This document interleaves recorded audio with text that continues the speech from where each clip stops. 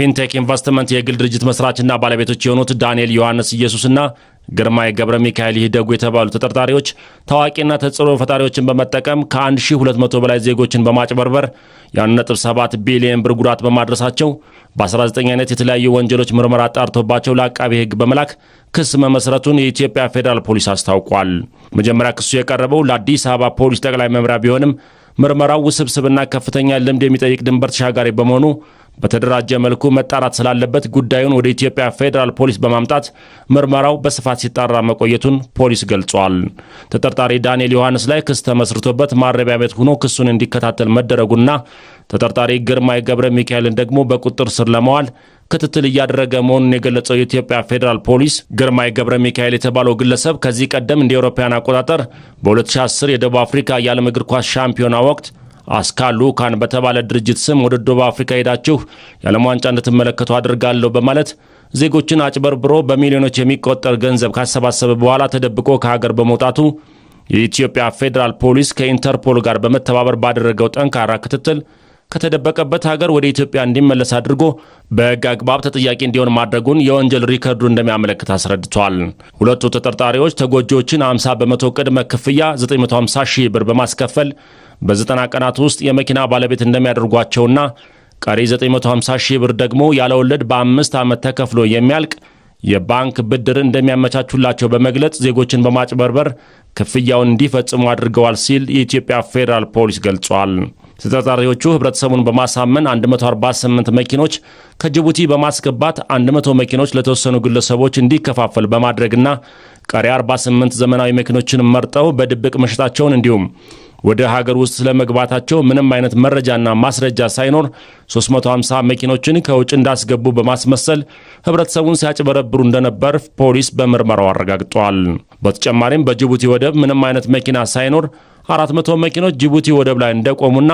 ወደ ሀገር ውስጥ ለማስገባት በሂደት ላይ እንዳሉ በማስመሰል ለተጎጂዎች ሐሰተኛ መረጃ መስጠታቸውን ፖሊስ ማረጋገጥ ችሏል። በመስቀል አደባባይ ከተለያዩ ቦታዎች መኪኖችን በትውስታ በማሰባሰብ ህዝብን በሚያሳስት መልኩ ድርጅቱ ከውጭ ሀገር ያስገባቸው መኪኖች እንደሆኑ በማስመሰልና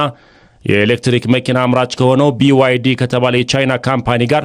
ምንም አይነት ውል ሳይኖራቸው ውል እንዳላቸው አድርገው የማጭበርበር ወንጀል ሲፈጽሙ መቆየታቸውን ፖሊስ በምርመራ ደርሽበታለሁ ብሏል። ተጠርጣሪዎቹ በጅቡቲ ውስጥ አልፋ ቲዞ በሚል ስም ድርጅት በማቋቋም BYD ከተባለ የቻይና ካምፓኒ ጋር አብረው ከሚሰራ ሌላ ድርጅት ጋር በመነጋገር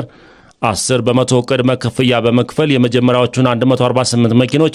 ወደ ሀገር ውስጥ አስገብተው እንደነበርና ተጨማሪ 188 መኪኖችን በተመሳሳይ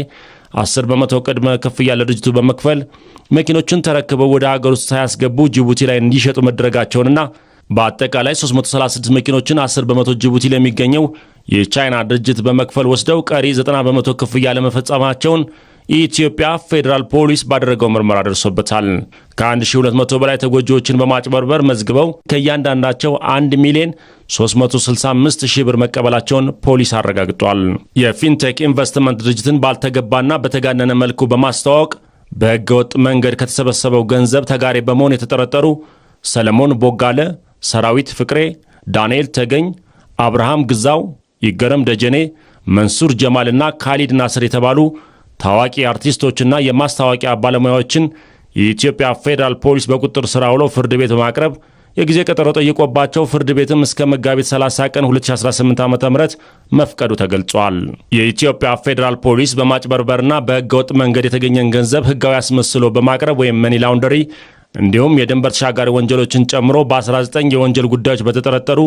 የፊንቴክ ኢንቨስትመንት ድርጅት መስራቾችና ባለቤቶች እንዲሁም በህብረተሰቡ ዘንድ ያላቸውን እውቅናና ተቀባይነት በመጠቀም ሆነ ብለው የተጋነነ ማስታወቂያ በመንገርና በተለያዩ የማህበራዊ ሚዲያ የሐሰት መረጃዎችን ለህብረተሰቡ በማሰራጨት ዜጎችን እንዲጭበረበሩ በማድረግ በህገወጥ መንገድ ከተገኘው ገንዘብ እያንዳንዳቸው አሁን ባለው የገበያ ዋጋ 8 ሚሊዮን ብር የሚያወጣ BYD ሶንግ ፕላስ የመኪና ስጦታ በመቀበል በህገወጥ መንገድ የተገኘን ገንዘብ ህጋዊ አስመስሎ በማቅረብና በዜጎች ላይ ከ1.7 ቢሊዮን ብር በላይ ጉዳት በማድረስ በተጠረጠሩ አርቲስቶችና የማስታወቂያ ባለሙያዎች ላይ የጀመረውን ምርመራ አጠናክሮ እንደሚቀጥል አስታውቋል። ይህ ውስብስብ የወንጀል ጉዳይ በተሳካ ሁኔታ ተጣርቶ ክስ እንዲመሰረት ከፖሊስ ጋር በትብብር ለሰራው የፍትህ ሚኒስቴርና በጉዳዩ ላይ መረጃ ሲሰጥ ለነበረው ህብረተሰብ የኢትዮጵያ ፌዴራል ፖሊስ ምስጋና አቅርቧል።